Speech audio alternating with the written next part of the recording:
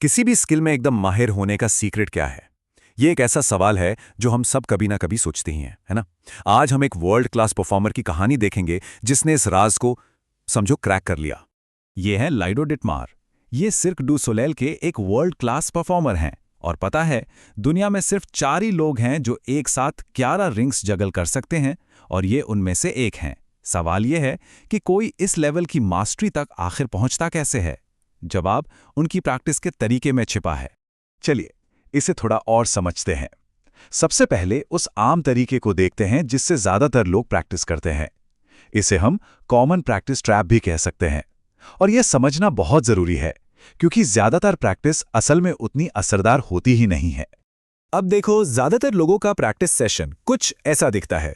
10% warm up, फिर 70% time बस उन्हीं चीजों को परफेक्ट करने में जाता है जो पहले से ही आती हैं, और आखिर में बस थोड़ा सा 20% टाइम कुछ नया ट्राई करने में। और सच कहूं तो ये अच्छा भी लगता है ना? मतलब सेफ लगता है, जो आता है उसी को और अच्छा करते जाओ। लेकिन असली ग्रोथ वो यहां नहीं होती। मुझे अपना ही किस्सा याद है, जब मैं डांस सीख रहा था।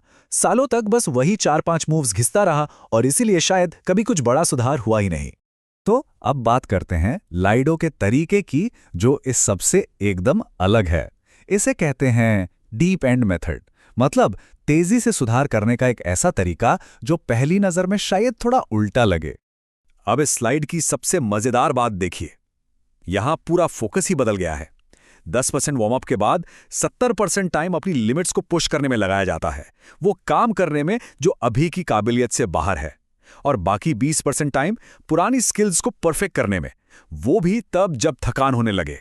तो सबसे जरूरी बात यह है कि दोनों तरीकों की सोच में जमीन आसमान का फर्क है।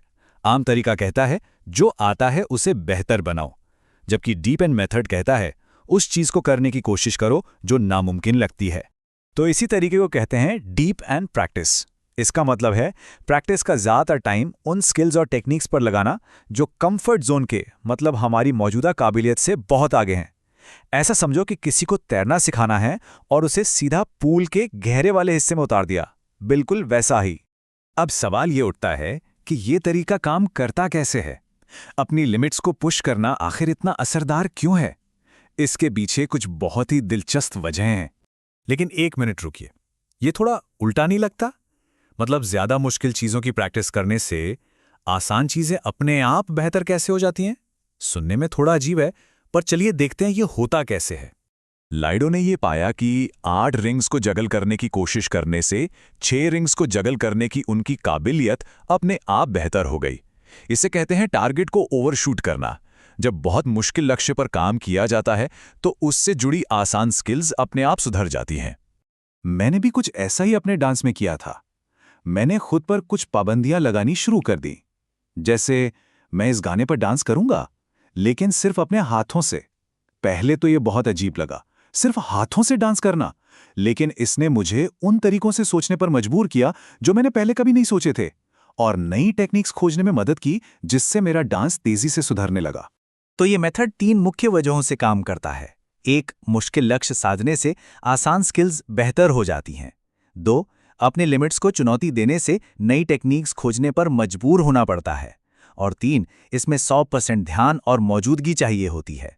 ऑटो पायलट पर इतना मुश्किल काम तो हो ही नहीं सकता। और यही फोकस ध्यान है जो दिमाग में नए न्यूरल पाथवेज बनाता है, जिससे प्रैक्टिस की क्वालिटी बढ़ जाती है। तो चलिए अब थ्योरी से एक्शन की ओर बढ़ते हैं। इस मेथड को आज से ही कैसे इस्तेमाल किया जा सकता है, एक नए प्रैक्टिस प्लान पर नजर डालते हैं।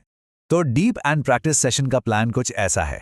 10% वार्म अप, फिर 70% समय उन चीजों पर काम करें जो मौजूदा काबिलियत से बाहर हैं, और आखिर के 20% में जब थोड़ी थकान होने लगे तब पुरानी स्किल्स को परफेक्ट करें। ये दिखने में सिंपल है, लेकिन ये अविश्वसनीय रूप से पावरफुल है, चाहे कोई गिटार सीख रहा हो, एक नई भाषा या फिर कोडिंग। तो ये विश्लेषण यहीं खत्म करते हैं, लेकिन एक सवाल के साथ। ऐसा कौन सा हुनर है जिसे इस डीप एंड तरीके से सीखा जा सकता है? 1 मिनट के लिए सोचिए इसके बारे में। हो सके तो इसे कहीं लिख लीजिए। उस एक चैलेंज को किसी दोस्त से शेयर कीजिए और फिर देखिए सीखने की पूरी रफ्तार कैसे बदल जाती है।